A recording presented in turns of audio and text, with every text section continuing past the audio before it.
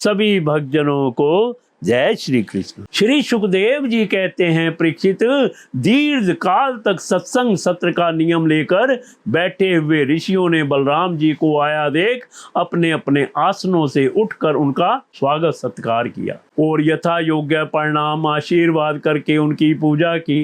वे अपने साथियों के साथ आसन ग्रहण करके बैठ गए और उनकी अर्चा पूजा हो चुकी। तब उन्होंने देखा कि भगवान व्यास के शिष्य रोमहर्षण व्यास गद्दी पर बैठे हुए हैं। बलराम जी ने देखा कि रोमहर्षण जी सूत जाति में उत्पन्न होने पर भी उन श्रेष्ठ ब्राह्मणों से ऊंचे आसन पर बैठे हुए हैं और उनके आने पर ना तो उठकर स्वागत करते हैं और ना हाथ जोड़कर प्रणाम ही। इस पर बलराम जी को क्रोध आ गया। वे कहने लगे कि यह रोमहर्षण प्रतिलोम जाति का होने पर भी इन श्रेष्ठ ब्राह्मणों से तथा धर्म के रक्षक हम लोगों से ऊपर बैठा हुआ है, इसलिए यह दुर्बुद्धि मृत्यु दंड का पात्र है।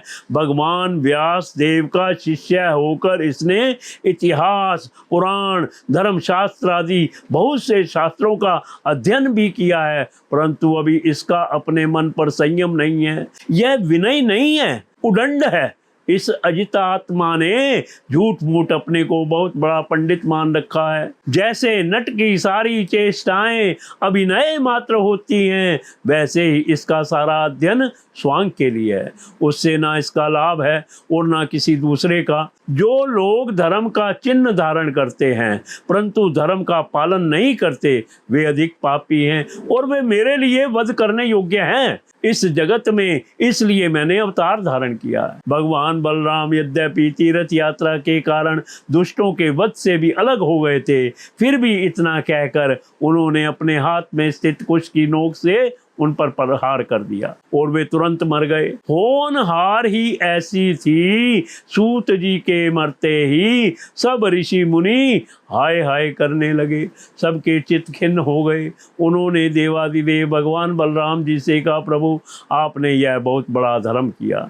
यदुवंश शिरोमणि सूत जी को हम लोगों ने ब्राह्मणोचित आसन पर बैठाया था और जब तक हमारा यह सत्र समाप्त न हो तब तक के लिए उन्हें शारीरिक कष्ट से रहित आयु भी दे दी थी। आपने अनजाने में यह ऐसा काम कर दिया जो ब्रह्म हत्या के समान है। हम लोग यह मानते हैं कि आप योगेश्वर हैं, वेद भी आप पर शासन नहीं कर सकता, फिर भी आपसे यह प्रार्थना है कि आपका अवतार लोगों को पवित्र करने के लिए हुआ है। यदि आप किसी की प्रेरणा के बिना स्वयं अपनी इच्छा से ही इस ब्रह्म हत्या का प्रायश्चित कर लेंगे तो इससे लोगों को बहुत शिक्षा मिलेगी। भगवान बलराम ने कहा, मैं लोगों की शिक्षा देने के लिए, लोगों पर अनुग्रह करने के लिए इस ब्रह्म हत्या का प्रायश्चित अवश्य करूंगा। अतः इसके लिए प्रथम श्रेणी का जो प्रायश्चित हो आप लोग उसी का विधान कीजिए।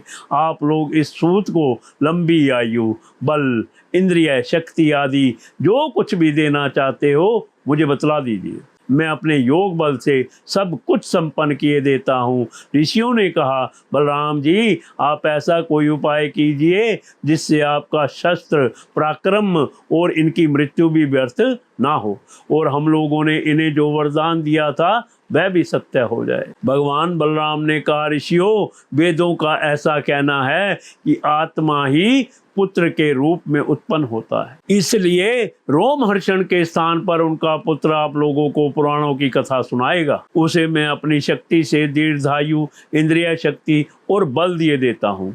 ऋषियों इसके अतिरिक्त आप लोग और जो भी कुछ चाहते हो मुझसे कहिए, मैं आप लोगों की इच्छा पूर्ण करूँगा। अनजान में मुझसे जो अपराध हो गया है उसका प्रायश्चित भी आप लोग सोच विचार कर बतलाइए, क्योंकि आप लोग इस विषय के विद्वान हैं।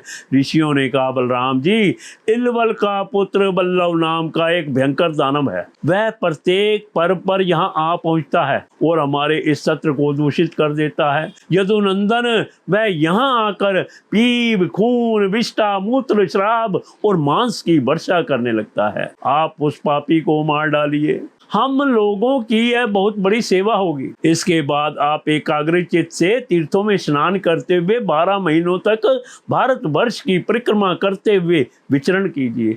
इससे आपकी शुद्धि हो जाएगी।